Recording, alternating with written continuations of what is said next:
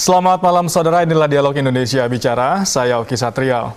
COVID-19 yang melanda Indonesia membuat banyak sektor terhenti, termasuk sektor hiburan. Salah satunya adalah ditutupnya tempat hiburan seperti bioskop. Nah, kondisi ini menyebabkan produsen film akhirnya mencari alternatif lain agar industri perfilman nasional tetap bergerak.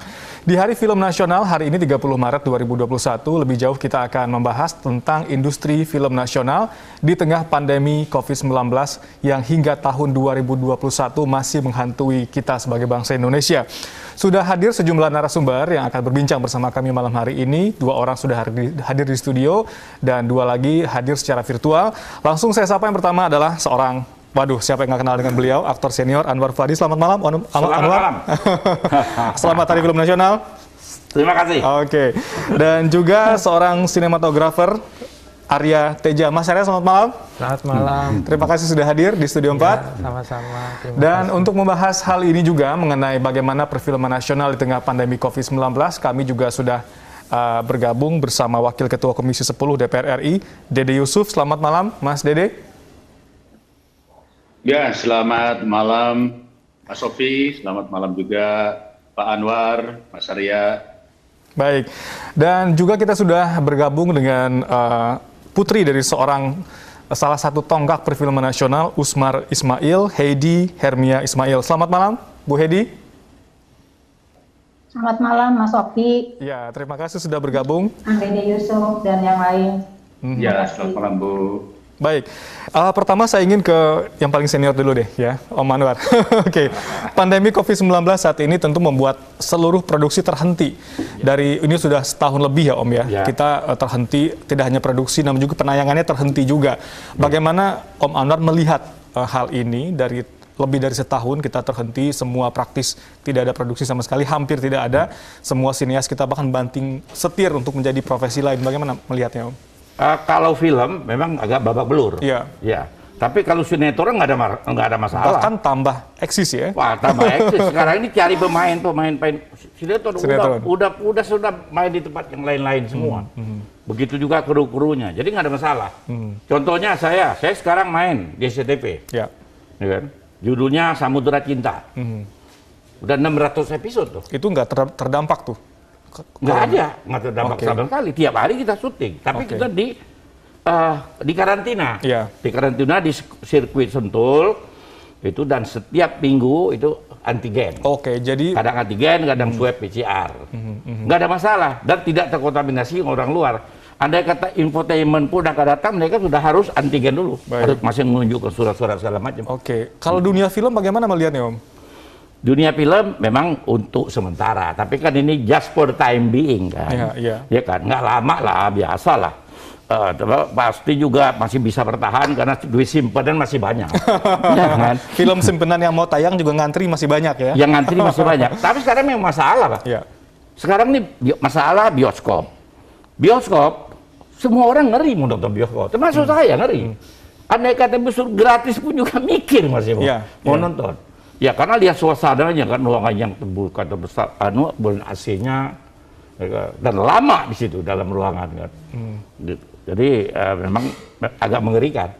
Tapi kalau buat dunia sinetron tambah kinclong. Mungkin nggak Om, sinias-sinias yang dari film ditarik ke sinetron, dilibatkan juga untuk bisa membantu juga gitu kira-kira? Kalau bisa, tapi yang di sinetron juga cukup banyak. Gitu. Dan mungkin agak risih juga sinias dari film mau ke sinetron misalnya. Karena sinetron ini kan sifatnya lebih ke industri. Betul. Syuting pagi ini buat tayang malam. Ya kan? Sutradara Amerika aja bingung. Ya kan, ini kok bisa ya? Syuting pagi buat tayang malam. Amerika sekian lama baru bisa ditayangkan dulu. Saya Indonesia. Saya ke Mas Arya dulu ya. Mas Arya, dari lebih dari setahun industri film terpukul karena pandemi COVID-19 ini. Dari April 2020, di saat pertama kali dicanangkannya PSBB ketat saat itu, walaupun sebulan sebelumnya sudah ditutup semuanya begitu ya. Apa yang dilakukan dan bagaimana mengantisipasi? Tentu kita tahu bahwa para sinias bergantung dari segi ekonomi juga dari industri film ini. Bagaimana, Mas? Ya banyak juga teman-teman kami yang alih profesi, ya kayak misalnya saya punya pengalaman tanggal 14 Maret itu saya udah tes kamera untuk film layar lebar. Ya. Tanggal 15 kita lockdown kalau nggak salah, apa ya istilahnya, PSBB waktu itu ya. Padahal tanggal 23 harusnya syuting hari pertama film itu. Jadi kita akhirnya sampai detik ini film itu tidak jadi diproduksi. Ya. Ya, teman-teman banyak yang alih profesi lah, banyak yang ada yang jadi supir Gojek, Gokar dan segala macam. Akhirnya ya, kalau saya masih ada lah sedikit-sedikit Itu praktis syuting. terhenti semua atau memang ada 1-2 yang masih berlanjut? 1-2, tapi saya nggak tahu persis ya. Cuman kalau saya kebetulan nggak cuman di layar lebar, jadi kebetulan juga ngerjain video klip, ngerjain iklan gitu, ya masih ada lah dikit-dikit. Tapi dari awal asal muasalnya di TV. Di TV. Iya, Di sinetron. Sinetron. Dulu Iya, aku di saya sinetron nih. dulu. Ini Kalau dari tahun mau 90. Jemput saya, jemput dia dulu baru jemput saya. Karena rumahnya duluan. Iya. Jadi Mas terdampak dengan hal itu, termasuk para sinias tadi disebutkan kru produksi banyak yang banting setir, akhirnya memilih Ada. profesi lain gitu ya. Karena ya gitu, kita tahu bahwa sektor ekonomi juga perlu bergerak terus ya. Dapur harus Iya, ngebul terus gitu ya. harus Mas Arya, makan. Ya. Harus makan. Oke, saya ke Mas Dede dulu. Mas Dede, di parlemen bagaimana melihatnya? Karena 1 tahun ini industri perfilman yang selama ini banyak mengakomodasi kebutuhan banyak orang, termasuk ekonomi juga, praktis terhenti. Termasuk Anda juga kan pernah terlibat lama juga ya di dunia hiburan. Bagaimana melihatnya saat ini? Iya, saya masih. Baru kemarin saya pulang syuting 2 minggu yang lalu. Jadi pertama begini, masalah soal pandemi ini adalah sebuah kejadian yang terjadi kepada semua lini dan semua sektor ya. Jadi bukan hanya film saja, termasuk event, termasuk konser musik dan lain-lain. Masalahnya adalah memang kita tidak bisa bergerak, kita tidak bisa melakukan pertemuan-pertemuan secara jumlah yang banyak. Namun saya teringat 3 bulan yang lalu, tepatnya awal tahun, kami sudah mendesak pemerintah ketika masyarakat perfilman, termasuk para produser, para pembuat film, itu meminta kepada Presiden agar mulai dibuka untuk syuting, untuk kegiatan-kegiatan melakukan aktivitas perfilman. Dan kami mendesak kepada pemerintah dalam konteks saya kebetulan mengurusi Kementerian Pariwisata Ekonomi Kreatif dan Kementerian Pendidikan dan Kebudayaan bahwa di tengah pandemi saat ini justru kreativitas orang itu tidak boleh berhenti. Nah, salah satu yang berkembang itu adalah sektor digital. Sehingga akhirnya kami mendorong sebanyak-banyaknya orang aktif di dalam produksi digital. Nah, khusus untuk film, memang sudah ada protokolnya, yaitu CHSE tadi, bahwa boleh melakukan syuting dengan protokol yang ketat. Dan itu yang dilakukan tadi Om Anwar mengatakan bahwa syuting sinetron berjalan. Saya pun sudah 2 film ikut syuting dengan protokol yang sangat ketat sekali. Kita memiliki ada namanya, kita menyebutnya zona 1, 2, 3, 4. Jadi mulai dari luar itu tempat yang lebih umumnya, kru di dalamnya mungkin lebih kepada produksi, make up, baru di lokasi syuting. Dan semua itu nggak bisa masuk sembarangan, harus pakai akses card. Dan kita di antigen terus per 4 hari malah.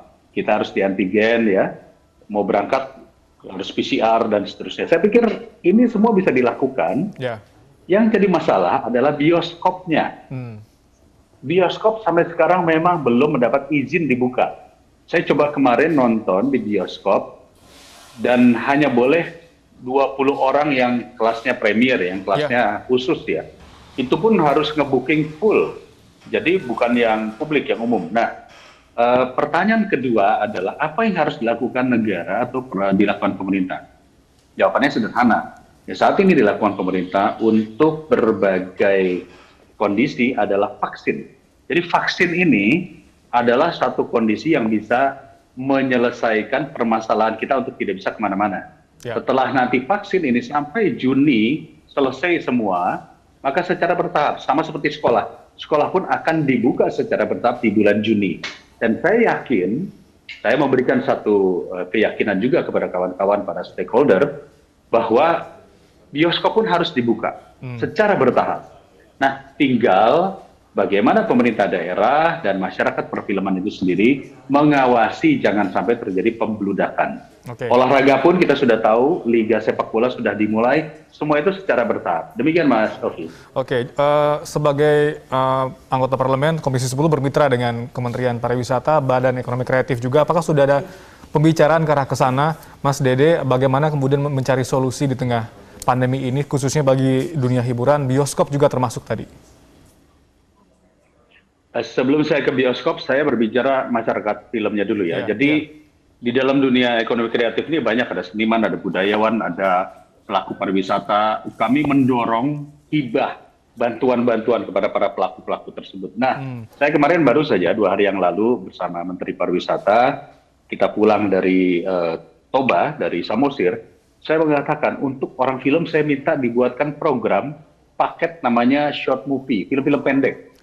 Jadi beliau setuju, nanti akan menghitung anggarannya, dibuatkan paket-paket film pendek yang mungkin nilainya tidak seberapa, jangan bayangkan miliar-miliaran ya, karena ini harus sistemnya paket PL, penunjukan langsung, yang dihibahkan kepada komunitas film. Tujuannya apa? Saya mengatakan, kru-kru kita ini yang paling terpukul, kru film. Kalau artis-artisnya masih bisa bikin TikTok, bisa bikin YouTube dan sebagainya, tetapi kalau artis-artis, kru-kru film ini perlu bekerja. Nah, insya Allah kami akan dorong paket short movie atau film-film pendek ini yang nanti ya bisa penayangannya bisa melalui YouTube ataupun media sosial. Yang penting nanti adalah aset daripada Kementerian Pariwisata dan Ekonomi Kreatif. Nah, insya Allah ini sedang didorong, Mas Sofi. Baik, luar biasa. Memang keberlangsungan dan keberlanjutan produksi tetap harus dilanjutkan, dipastikan karena banyak orang yang bergantung dari situ. Baik, saya akan beralih ke narasumber berikutnya. Ada seorang aktris Indonesia, saya juga salah satu penggemar beliau, Marcella Zalianty. Selamat malam, Mbak Marcella. Iya, selamat malam. Assalamualaikum warahmatullahi wabarakatuh. Baik. Waalaikumsalam. Terima kasih sudah bergabung. Tadi kami sudah cukup banyak membahas mengenai bagaimana kondisi pandemi memukul sektor hiburan termasuk juga produksi film. Nah, tadi saya juga berbincang dengan Mas Arya, salah satu pelaku atau sineas yang saat ini juga memang terdampak pandemi. Dalam pandangan Anda, bagaimana pandemi COVID-19 justru menjadi trigger begitu ya untuk bisa meningkatkan produksi dengan banyak jalan-jalan kreatif yang perlu ditempuh saat ini, Mbak Marcella? Iya, sebetulnya kalau kita bicara kondisi perfilman saat ini ya, ini memang kalau kata-kata orang film Indonesia terjun bebas itu bisa dikatakan benar ya. Tapi kita tidak bisa tinggal diam, kita harus bergerak bersama untuk membangkitkan perfilman nasional. Tentu tadi juga sudah dikatakan oleh Pak Dede Yusuf bahwa perfilman ini melibatkan begitu banyak pekerja film ya, yang dari hulu ke hilir ini terdampak, dan tidak hanya kita-kita yang ada di depan layar, tetapi begitu banyak jumlah ribuan pekerja non formal di dalamnya yang hidupnya itu makannya dari film ke film gitu. Jadi gotong royong, solidaritas itu sudah kita lakukan dari asosiasi. Tentu kita saling membantu mengadakan bantuan sembako, uang cash, sampai dengan bantuan unit usaha pekerja film yang bekerja dari rumah gitu ya, UMKM-nya gitu, kita coba bantu seperti itu, kolaborasi yang tentu dengan terbatas, karena itu betul-betul kerja kolektif dari alhamdulillah teman-teman pekerja seni peran yang masih bisa survive, karena sebagian dari pekerja seni peran itu alhamdulillah tidak semuanya itu hanya penghasilannya dari semata-mata dari hanya film, jadi masih ada dari beberapa yang lain, maka bisa membantu pekerja-pekerja film lainnya seperti itu. Namun sebenarnya inisiatif-inisiatif kalau saya melihat sudah cukup banyak dilakukan ya, artinya festival-festival tetap berjalan secara daring. Salah satu kami coba kemarin menginisiasi Indiscope Online Festival, itu adalah respon sosial, respon kreatif, bagaimana kita tetap mendekatkan perfilman nasional dengan masyarakat. Kita juga encourage untuk filmmaker muda, komunitas-komunitas film tetap melahirkan karya-karya dari rumah untuk Indonesia seperti itu. Saya kira kolaborasi-kolaborasi dan ekspresi-ekspresi atau aktivitas semacam ini perlu mendapatkan perhatian dan dukungan dari pemerintah, karena biar bagaimanapun saat ini ya kita kalau kita melihat dari tahun 2019 ya, itu penghasilan artinya penonton film Indonesia itu mencapai 51 juta dari sekitar 129 film yang diproduksi ya. Sekarang sejak masa pandemi sampai saat ini karena dari hulu ke hilir perfilman itu kena dan film adalah kerja kolektif, jadi kita syuting nggak bisa sempatkan, tempat penayangan juga ditutup. Ya akhirnya baru buka kemarin sekitar Oktober November dan ada satu film saya kebetulan itu menjadi film pertama yang tayang pada saat pandemi. Itu penontonnya turun sampai 70%. Jadi ini susah sekali, artinya ini akan tidak bisa berjalan. Kita semua khawatir itu insan film ini punya kekhawatiran yang luar biasa bahwa ketika pandemi selesai ini jangan sampai film ini mengulang dari nol. Jadi ini betul-betul butuh kehadiran pemerintah, kebijakan strategis yang konkret yang bisa diaplikasikan untuk menyelamatkan investasi budaya. Salah satu investasi budaya yang sangat besar yang kita miliki yaitu film Indonesia gitu. Bagaimana contohnya bentuk keterlibatan pemerintah dalam hal ini, intervensi seperti apa Mbak Marcella? Kemarin sih alhamdulillah kita sempat membuat surat terbuka ya kepada Presiden dan langsung kita dipanggil, beberapa perwakilan dari perfilman dipanggil ke sana untuk didengarkan langsung apa permasalahan yang dihadapi oleh industri perfilman kita, termasuk ada beberapa usulan yang kiranya kita harapkan pemerintah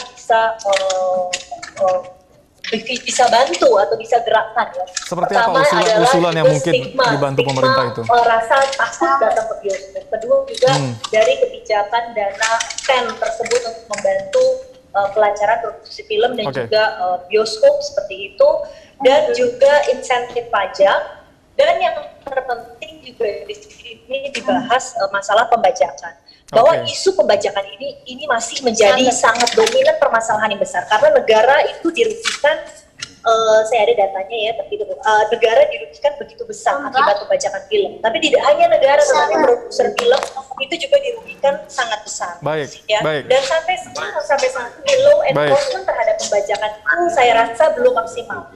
Apalagi pucuk utama permasalahannya adalah di Undang-Undang Hak Cipta. Nah, ini juga di sini. Dan pembajakan saat ini memang sudah masuk ranah baru ya, pembajakan digital begitu ya Om ya. Dan ini persoalan besar.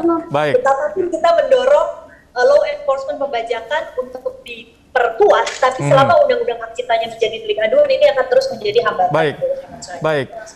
Baik, nanti kami akan bahas juga bagaimana salah satu tonggak perfilman Indonesia, Usmar Ismail, yang film yang digarap beliau di tahun 1950 menjadi tonggak awal dicanangkannya Hari Film Nasional. Begitu nanti kami akan berbincang dengan salah satu putri beliau. Namun kami akan kembali usai jeda pariwara berikut ini.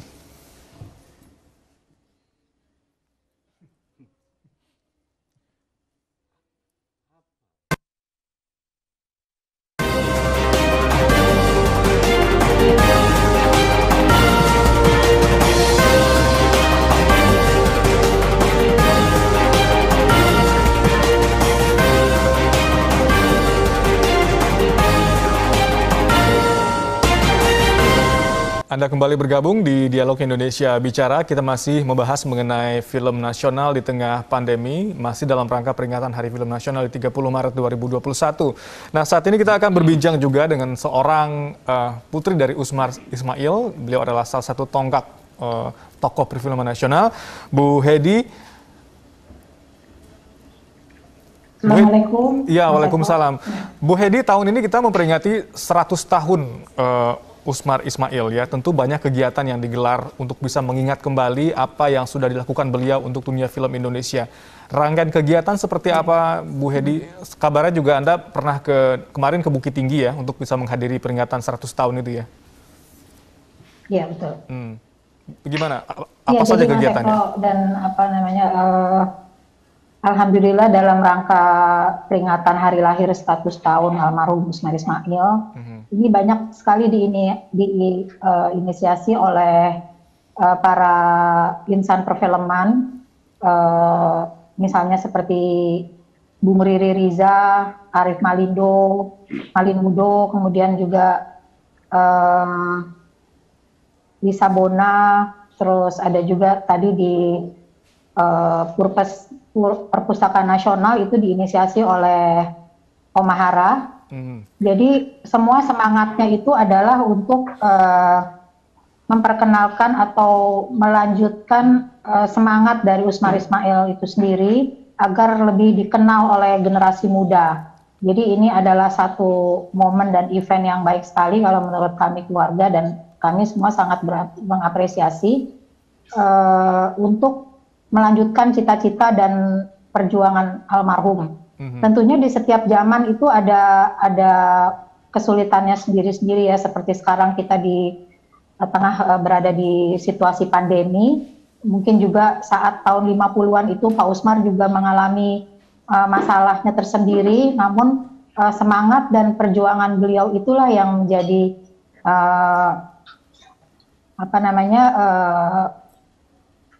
menjadi harapan dari kita semua untuk tetap semangat dan menghadapi semuanya dengan baik. Baik, Bu Hedi, semangat apa sebetulnya yang dibawa oleh seorang Usmar Ismail dalam setiap karyanya begitu? Apa yang kemudian muatan-muatan makna seperti apa yang sebetulnya ada di setiap karya dari Usmar Ismail ini, Bu Hedi? Ya, kalau kita perhatikan karya-karyanya dari awal ya Pak, dari sampai akhir itu mayoritas sepertinya beliau itu mengangkat jiwa nasionalisme ya Pak ya, jiwa nasionalisme dan dikemas di dalam suatu hasil karya film yang tentunya tidak meninggalkan unsur estetis di dalamnya. Dan juga beliau juga merangkum teman-temannya semua sesama insan perfilman untuk sama-sama waktu itu mendirikan Perfini agar supaya bisa menciptakan hasil karya film yang sesuai dengan idealismenya Pak Usmar itu sendiri. Baik. Saya beralih ke Om Anwar dulu. Om Anwar, kalau kita tadi Mbak Marcella mengatakan sebetulnya ada inisiatif dari para pelaku peran untuk bisa menghimpun, ya mungkin tidak banyak tapi sejumlah dana untuk bisa membantu rekan-rekan sinias yang terlibat dalam sebuah produksi untuk bisa membantu ekonomi mereka. Apakah hal ini juga sudah dilakukan selama ini? Bagaimana upaya untuk menghimpun teman-teman katakanlah artis ini untuk bisa berbuat begitu, Om? Kalau saya kan lebih banyak sekarang ini, saya hampir sudah tidak pernah main film. Sekian lama saya nggak pernah main film karena saya lebih fokus kepada sinetron. Karena uangnya jelas. Uangnya jelas. Kalau film kan satu episode cuma. Kalau sinetron itu kayak saya main di Tersanjung. Itu sinetron terpanjang di dunia. 6 tahun. Tersanjung. Kemudian Intan. Kemudian Tukang Buburnya Haji. Itu sampai 1.600 episode. Nah, sekarang ini saya Samudra Cinta. Tapi ada upaya... Samudra Cinta udah 600 episode lebih. Nah, dengan keberlangsungan yang panjang itu, apakah insan-insan katakanlah dunia hiburan lain juga berempati dengan kondisi saat ini? Kalau sinetron rata-rata main terus semuanya. Main terus ya? Mungkin tidak main di Samudra Cinta yang lagi top-topnya sekarang ini, ya kan? Jadi main di yang lain, ada judulnya apa? Love Story, ada judulnya. Tapi untuk membantu, untuk membantu, ada Jendela SMP. Betul. Untuk membantu, katakanlah membantu para pelaku hiburan lain, sudah ada belum inisiatif untuk bisa ya mengeluarkan sedikit rezeki mungkin mereka punya begitu ya? Sudah kita lakukan, sering sekali kita lakukan. Tapi kan kita lebih banyak tangan kanan memberi, tangan kiri nggak usah tahu. Betul. Itu kan. Jangan, nggak usah disebar-sebarkan untuk kami menyumbang sekian, nggak usah. Sampai nanti kemudian situasi sudah mereda kembali dan produksi akan bisa berlanjut kembali. Tapi ini juga suatu blessing in disguise loh sebetulnya. Jadi dengan adanya ini, kita di bawah, kita itu harus berjuang terus hidup ini. Mencoba untuk tidak menyerah. Mencoba tidak menyerah. Mencoba untuk tidak menyerah. Jangan menyerah. Dalam hidup ini jangan menyerah. Kalau menyerah selesai. Baik. Mas Arya, di tengah pandemi kan saat ini banyak pembatasan nih, nggak boleh berkerumun, ya kan? Situasi tempat syuting harus tidak boleh banyak orang begitu. Bagaimana seharusnya menyiasatinya? Apakah memang ada cara-cara khusus yang bisa dilakukan agar produksi tetap berlanjut, tapi tetap menerapkan protokol kesehatan? Apakah sudah dilakukan juga? Sebetulnya kalau pengalaman saya dulu pernah mengusulkan cara-cara syuting yang sebetulnya higienis ya. Karena kebetulan saya punya pengalaman syuting untuk iklan-iklan produk bayi. Jadi di lokasi itu harus benar-benar steril. Ini ketika belum ada pandemi ya. Jadi kita menerapkan sistem syuting yang benar-benar bersih banget karena bayi nggak boleh nggak boleh terkontaminasi sama virus-virus. Jadi studionya bersih. Yang di dalam studio juga harus nggak sembarangan orang lalu lalang segala macam. Saya pernah mengusulkan ini waktu awal-awal kita di PSBB itu. Cuman banyak teman-teman kita yang nggak yakin dengan apakah orang-orang untuk tidak terlibat gitu ya. Nah, tapi kan banyak teknologi juga bisa digunakan saat ini. Iya, karena sekarang kan semuanya udah bisa wireless. Misalnya sutradara mengontrolnya di rumahnya pun bisa sebetulnya. Yang di lokasi hanya kameramen dan misalnya asisten sutradara gitu. Dengan jarak yang cukup jauh gitu misalnya. Dan saya sempat menjalankan itu untuk iklan ya. Tapi di masa pandemi ini, dan itu sebetulnya bisa berjalan. Dan dengan menggunakan teknologi untuk proses syuting butuh biaya lebih juga nggak sih? Dia nggak terlalu juga sih sebetulnya. Biaya yang lebih itu justru untuk tes-tes yang kemarin itu tesnya mahal-mahal itu, Mas. Untuk prosedur kesehatannya justru yang lebih mahal. Kalau soal kayak internet kan sekarang udah murah. Sebetulnya. Dan studio sebaiknya memang harus bersih, steril ya. Steril, memang harusnya begitu. Dan itu aku sering menjalani kayak gitu di syuting iklan yang untuk produk bayi ya, gitu sih. Oke, saya ke Mas Dede Yusuf. Mas Dede, kalau kita lihat dari perjalanan produksi film Indonesia dari tahun ke tahun, kita lihat dari tahun 2013 ke 2019 saja ini itu lebih dari 100 film per tahun yang diproduksi di Indonesia. Kemudian terjun bebas di 2020 karena adanya corona dan makin terpuruk di 2021. Bagaimana kita melihat optimisme insan perfilman agar film ini bisa terus berproduksi, terus ditayangkan, namun tetap memperhatikan sektor kesehatan, begitu Mas? Iya, jadi kembali lagi bahwa kalau kita berbicara film, maka medianya ada bioskop. Walaupun saat ini di seluruh dunia, media itu sudah beralih kepada namanya OTT, pay-per-view, kita sebut saja televisi televisi berbayar. Mau tidak mau, konsep daripada bioskop ini yang harus kita rubah. Jadi film pasti akan selalu ada, apakah itu nanti medianya menggunakan digital, menggunakan seluloid, ataukah menggunakan satelit, itu pasti akan selalu ada karena para pembuat film tidak akan berhenti berkarya.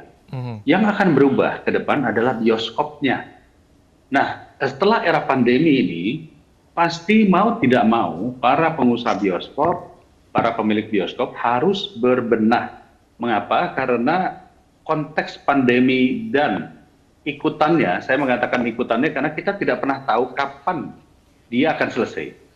Jadi mau tidak mau kita harus merubah konsep bioskop tadi. Yang dulunya satu bioskop mungkin bisa berisi 100 orang, ke depan mungkin hanya berisi 50 orang. Nah, ini yang harus dilakukan berbenah. Oleh karenanya, kami mencoba mendorong pemerintah dalam konteks ini adalah Badan Ekonomi Kreatif, Parekraf, mulai memikirkan tentang bioskop kabupaten, Mas. Jadi Mas Sofi, saat ini kalau kita berbicara film Indonesia, film nasional, harus bersaing dengan film-film import yang sekelas mega-mega film, tentu tayang 7 hari, 10 hari ya turun. Nah, oleh karena itu yang kita dorong adalah ke depan jadi momentum ini akan kita jadikan sebagai dorongan untuk di daerah itu nanti kita dorong ada namanya film-film kota atau kabupaten, bioskop kabupaten ataupun kota. Di mana kalau setiap kabupaten kota punya bioskop, maka otomatis setelah tadi kita katakan bioskop di kota-kota besar selesai di 1 minggu, ini langsung turun ke 450 kabupaten kota lainnya, tentu dengan suasana yang tidak terlalu banyak seperti multiplex misalnya. Mungkin hanya satu bioskop, 1 ruang, 2 ruang saja. Tetapi berputar terus, bisa sampai 1 bulan, 2 bulan mereka akan running terus. Nah, ini konsep ini yang menjadikan saya pikir satu format yang bisa dilakukan oleh pemerintah, negara, para pengusaha, tentu dengan insentif-insentif. Artinya siapa yang mau bikin bioskop kalau tidak ada insentif ya dari negara, baik itu insentif pajak, kemudahan, pengurangan pajak barang mewah dan lainnya. Begitu Mas Robi. Oke, insentif lebih detailnya apa yang diharapkan dari insan perfilman dari pemerintah? Apakah memang ada bantuan hibah tadi yang disebutkan di awal terhadap seluruh kru atau mungkin insan film, Mas Dede? Jadi begini, kalau hibah itu kan sebetulnya adalah masa tanggap darurat ini kita mencoba untuk menyelamatkan kawan-kawan pekerja film agar ada film yang dilakukan sehingga ada honor lah katakan. Tapi kalau insentif ini lebih kepada para pengusaha. Saya tadi baru saja diomel-omelin sama Marcella Zalianti. Tolong dong itu pajak barang mewah terutama proyektor ya, terus kemudian digital editing dan sebagainya termasuk investasi lah. Kita bicara investasi bioskop atau investasi film. Kita akan perjuangkan, tetapi kita harus ingat sekali lagi, poinnya adalah bagaimana menarik investor supaya ketika dia menghitung, memproduksi film, membuat bioskop, maka hitungan modalnya itu, return-nya itu lebih menarik daripada dia mungkin bisnis di bidang yang lainnya. Nah, hitung-hitungan inilah yang akan merangsang investor-investor untuk masuk dan menjadi produksi atau produser-produser film.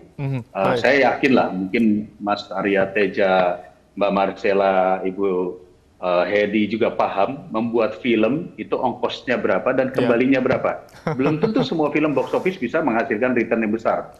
Nah, kunci daripada itu semua adalah yaitu tadi bagaimana film bisa running sampai 3 bulan non-stop. Dan dengan masa tayang yang panjang tentu income-nya akan lebih juga.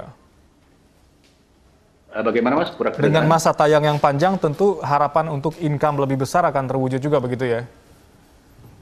Iya, betul. Jadi ini yang kita harapkan.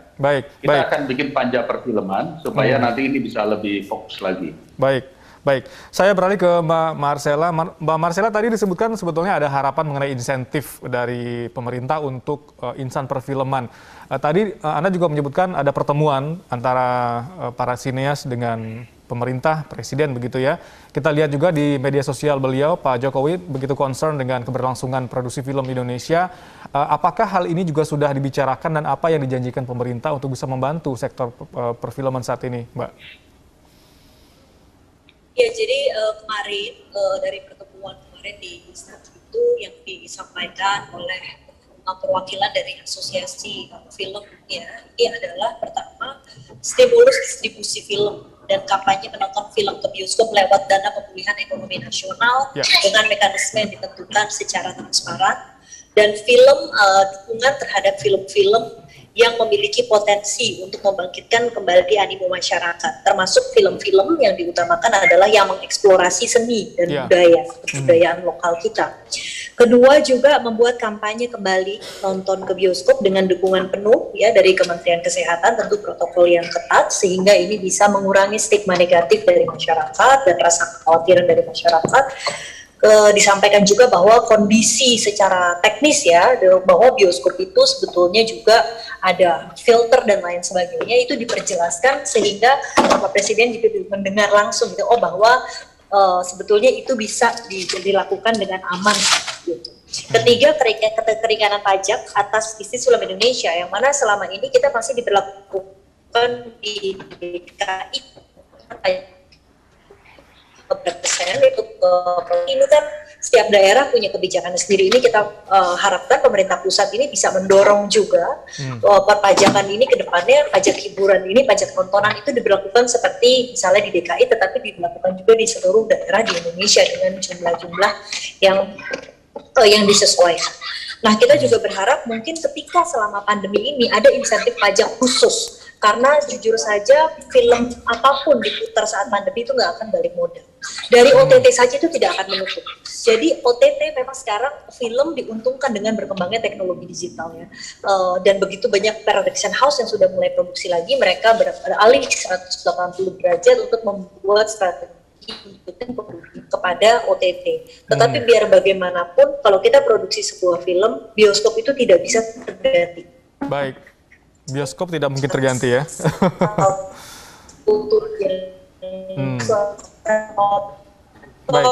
Walaupun kita bisa bilang yang tadi Pak Deddy Yusuf katakan itu sangat benar bahwa bioskop kita itu dengan apa ya, dengan jumlah bioskop saat ini yang jumlahnya itu terakhir sekitar 2017 layar ya di 115 kota.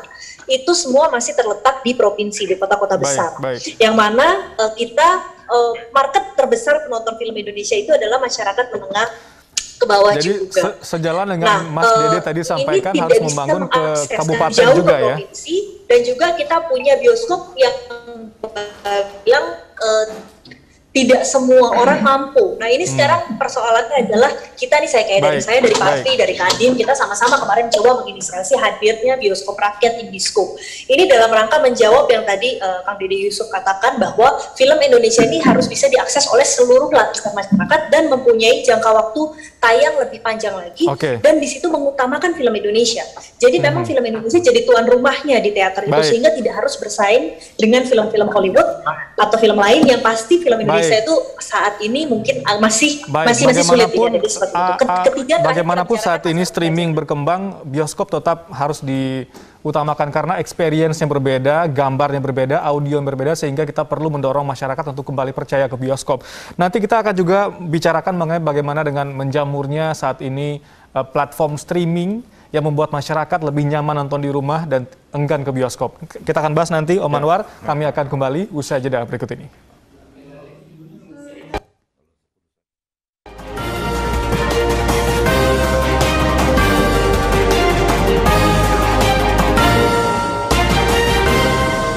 Nah, kembali di Dialog Indonesia Bicara, kita masih membahas mengenai Hari Film Nasional di tengah pandemi COVID-19.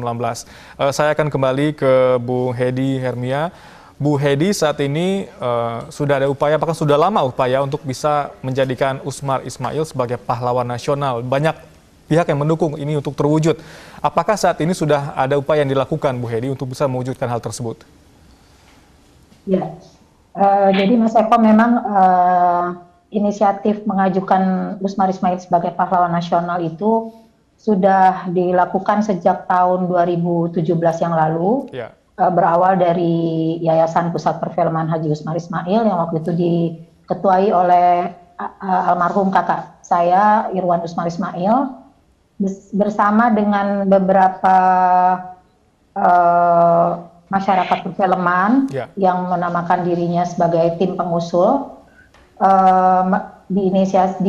Didukung juga waktu itu oleh Pusbang Film dari Kemendikbud, melakukan serangkaian kegiatan berupa seminar-seminar, kemudian juga pemutaran film di beberapa kota-kota besar di Indonesia, yang akhirnya bersepakat dan menyimpulkan bahwa Usmar Ismail memang layak untuk diajukan sebagai pahlawan nasional. Dan di bulan April tahun 2018 melalui Gubernur DKI Jakarta waktu itu mengajukan kepada Kementerian Sosial untuk menjadikan Usmar Ismail sebagai pahlawan nasional.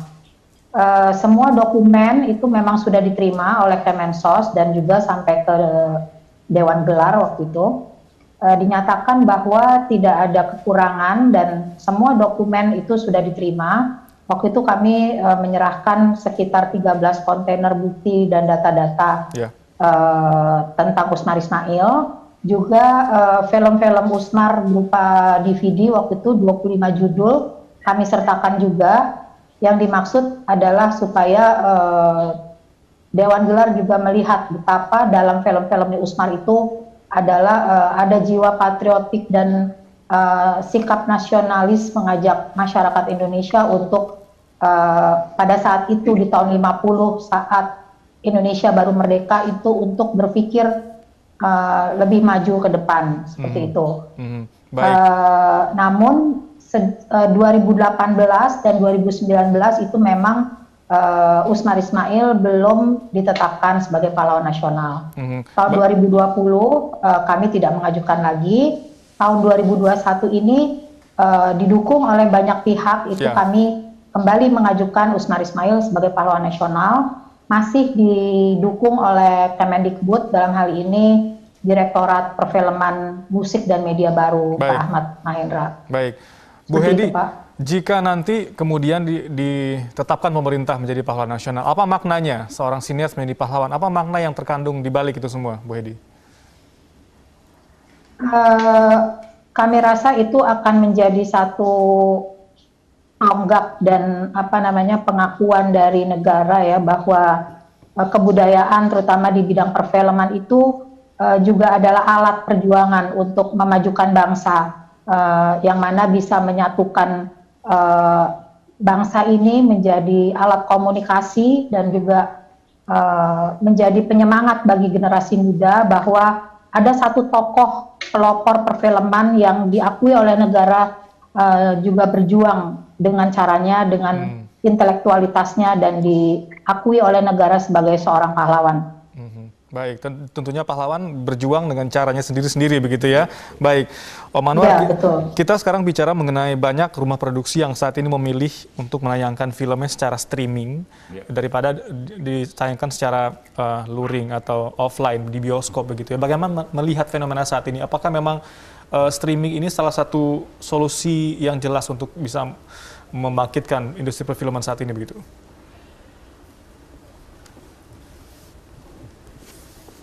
Agak susah juga ya. Gimana tuh? Karena kalau secara kualitas, kalau film yang diubur-ubur pagi syuting malam tayang ya kan kita kualitasnya kan nggak bisa kita pertanggungjawabkan juga kadang-kadang, ya kan? Karena diubur-ubur oleh waktu. Tapi anyhow, untuk bisnis dan industri ini luar biasa, luar biasa. Karena juga dengan syuting yang setiap malam itu. Ini bangsa ini, terutama di masa pandemi, semua stres, terutama ibu-ibu. Betul. Hiburan mereka satu-satunya adalah nonton sinetron. Itu kan, berita segala macam nggak ditonton orang. Yeah. Sekarang juga sumber income yang paling besar dari semua perusahaan televisi, apa sumbernya? Sinetron. Baik. Betul kan? Nah, inilah luar biasanya sinetron ini. Dan juga satu hal lagi, kesejahteraan para pemain sinetron, kru sinetron itu betul-betul luar biasa. Itu pemain sinetron kaya-kaya semua itu, luar biasa. Jadi walaupun streaming berjalan, tapi tetap kita harus mendorong pemerintah untuk bisa membuka kembali sektor luar jaringan luring seperti bioskop begitu ya? Harus. Baik. Harus. Tapi dengan kata lain itu ya, tapi sinetron ini yang jelas sudah banyak membantu masyarakat yang lagi stres. Terutama jadi dengan kata lain, untuk psikis mereka ya? Ya, kata lain, kami ini seniman berkarya. Berkarya sudah buat sesuatu untuk bangsa. Kalau menurut kata John F. Kennedy, ask not what your country can do for you, but ask what you can do for your country. Baik, luar biasa. Jadi jangan tanya apa negara yang sudah berikan kepada kita, tapi tanyakan kepada diri kita sendiri apa yang sudah kita sumbangsikan kepada negara. Melalui semua karya ini, begitu melalui ya? karya. Karya ini adalah spirit kan? Bentuk dedikasi kita juga ke bangsa. Dedikasi kita. Dan ini sumbangsi kami. Dengan pengorbanan yang luar biasa loh. Di masa pandemi kita syuting dari pagi, siang, malam. Nggak pulang-pulang ke rumah. Siap. Iya kan? Tapi takutnya cucu udah besar pulang ke rumah. Iya. Baik, Mas Arya melihatnya seperti apa saat ini dengan banyaknya aplikasi streaming? Apakah ditakutkan lebih banyak masyarakat yang nyaman berstreaming di rumah daripada harus menonton film secara luar jaringan di bioskop? Bagaimana saat ini melihatnya? Ya mungkin bagi orang yang nggak pernah nonton bioskop, mungkin nonton dari handphone itu ya oke-oke aja ya. Menurut saya kita nggak bisa menolak perkembangan teknologi ya, dan tadi saya setuju juga dengan apa yang dikatakan Mas Dede Yusuf ya, semua harus optimis untuk kreatif ya. Menurut saya orang film juga nggak ada yang ngeluh ya. Mereka tetap kepingin berbuat sesuatu untuk dunia film, dan apapun medianya, caranya ya, misalnya dengan cara di perkembangan teknologi digital platform ini harus tayang di YouTube dengan mungkin beda cara pengungkapannya gitu ya, beda cara bicaranya di bioskop dengan di YouTube. Experience misalnya di bioskop berbeda ya. Misalnya kan ritualnya juga beda ya. Betul. Jadi mungkin cara komunikasinya beda. Kalau kita bikin di YouTube mungkin bisa aja per 10 menit gitu. Kita nggak usah bikin film yang panjang, mungkin cara-cara itu bisa menurut saya. Tapi bagaimanapun pengalaman secara datang langsung ke bioskop dan menonton di rumah secara streaming sangat jauh berbeda tentu. Iya, pasti akan dirindukan kalau buat orang yang udah biasa nonton bioskop. Cuman kalau yang seumur hidup belum pernah nonton bioskop, tahu-tahu udah nontonnya yang di YouTube itu. Menyenangkan ya.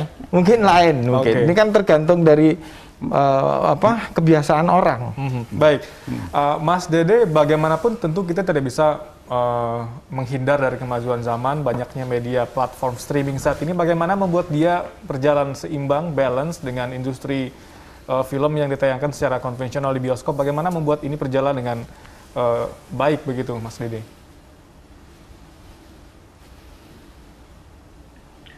Kalau saya, sekali lagi, saya lebih konsen kepada para filmmaker-nya, para sineasnya.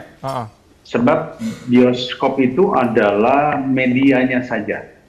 Jadi media itu sekarang berubah banyak. Tadi bisa streaming, bisa OTT, bisa pay-per-view, bisa YouTube, atau aplikasi apapun nanti yang akan keluar di kemudian hari. Bahkan saya dengar Telkom juga akan membuat yang kurang lebih sama seperti YouTube di kedepannya ya. Nah, konsepnya, kontennya. Jadi saya akan fokus kepada konten kreatornya. Karena media apapun, ketika kontennya jelek akan ditinggal orang. Jadi oleh karena itu, dalam konteks ini, bioskop penting. Tadi saya katakan, itu adalah sebagai sarana untuk memperpanjang masa tayang. Tetapi para konten kreator inilah yang bagi saya merupakan aset nasional. Ya. SDM inilah yang kemudian harus kita dorong dan kita kembangkan agar kemudian lebih banyak lagi konten maker atau film maker yang kelasnya, kita sebut saja kelasnya sudah kelas dunia. Saya bangga dengan kawan-kawan yang saat ini menjadi sutradara, sudah film-filmnya ditayangkan di Netflix, atau bahkan bekerja sama dengan HBO, ataupun juga dengan yang lainnya. Nah, artinya apa? Kalau kita bisa push, kita memiliki kesejajaran di, katakanlah, level Asia saja, seperti film-film Korea, film-film Thailand. Maka ke depan, otomatis, tadi saya katakan, industrinya akan berkembang.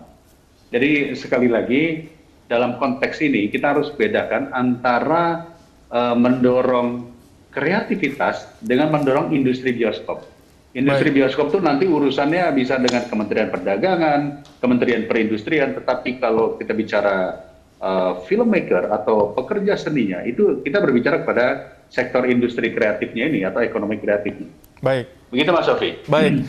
Terakhir saya ke Mbak Marcella, bagaimana tadi kita bicara konten dengan Mas Dede, bagaimana membuat konten film yang saat ini dibuat oleh Indonesia bisa diterima secara global, karena kita harus bersaing juga dengan banyak saat ini drama dari luar negeri, drama Korea, dari Thailand yang justru lebih menarik bagi penonton Indonesia, Mbak. Iya, ketika kita mau meningkatkan sebuah kualitas sebuah karya, tentu saya pikir negara juga berkewajiban ya memberikan pendidikan yang setara juga dengan internasional dalam terkait industri kreatif khususnya perfilman gitu. Karena kalau kita melihat begitu banyak sekolah-sekolah vokasi atau sekolah-sekolah formal, baik formal dan informal di luar yang bagus-bagus. Nah, di Indonesia kita tetap masih butuh pendidikan film yang lebih menurut saya. Jadi sehingga kualitas generasi film selanjutnya tuh juga akan ada peningkatan terus gitu. Jadi peningkatan kualitas SDM itu kita tidak bisa pungkiri, tentu yang senior di film itu juga rasanya pasti punya ya tanggung jawab moral untuk memberikan ilmunya kepada dan muda, tetapi juga kita butuh ahli-ahlinya dan sekolah yang memang secara kurikulum itu benar gitu dan bagus dan bisa bersaing juga secara internasional kalau mau memang karya-karya ke depan dari bangsa ini juga bisa bersaing di dunia internasional. Juga pemerintah juga harus membuka akses distribusi sebetulnya. Kita ini terhambat karena akses distribusi terbatas. Untuk festival dan lain sebagainya itu filmmaker masih berjuang sendiri. Baik, itu PR bersama yang mesti kita rumuskan antara pemerintah dan masyarakat ya. Itu PR bersama kita saat ini ya, begitu ya Mbak Marcella, untuk bisa membuat produksinya baik, SDM-nya baik, distribusinya juga baik. Terakhir saya ke Om Anwar. Om Anwar, apa pesannya mungkin bagi sineas muda, terutama bagi pekerja film, pecinta film seperti saya, apa pesannya saat ini? Pesan saya kepada Sidias Film, jangan mencoba untuk tidak menyerah. Terus, ya kan? Ini arti suatu tantangan bahwa akan ada hambatan pandemi. Nggak ada masalah. Terus saja berkreasi, berkarya, berbuat untuk bangsa ini. Dan kepada pencinta film, cintai film Indonesia. Cintai film Indonesia. Tapi pada kenyataannya lebih banyak yang menonton babak belur film Indonesia. Memang kita maju loh film Indonesia. Tetapi Amerika ini majunya lebih banyak lagi. Itu. Jadi kita harus jujur ya, bahwa kita memang ketinggalan jauh dari Amerika. Film Gone with the Wind itu diproduksi 70 tahun yang lalu. Saya kira sampai sekarang ini kita nggak akan mampu untuk memproduksi film kayak Gone with the Wind. Yang diproduksi 70 tahun yang lalu. 70 tahun yang lalu. Baik, itu PR kita bersama bagaimana meningkatkan kapasitas SDM kita sehingga film yang dihasilkan lebih berkualitas. Yang penting itu semangat. Oke, semangat. Semangat, tekun, mencoba untuk tidak menyerah. Baik. Terima kasih Om Anwar Fadi sudah bergabung bersama kami dan juga Mas Arya Teja sudah berbagi pandangan dan semangat. Mas Dede, terima kasih banyak atas berbagi pandangan dan waktunya malam hari ini. Mbak Marcella, terima kasih banyak. Dan Bu Hedi, kami berharap upaya yang dilakukan untuk menjadikan Usmar Ismail sebagai pahlawan nasional bisa terwujud di tahun 2021 ya. Terima kasih Bu Hedi atas perhatian Anda. Selamat Hari Film Nasional 2021. Selamat malam. Sampai jumpa. Malam.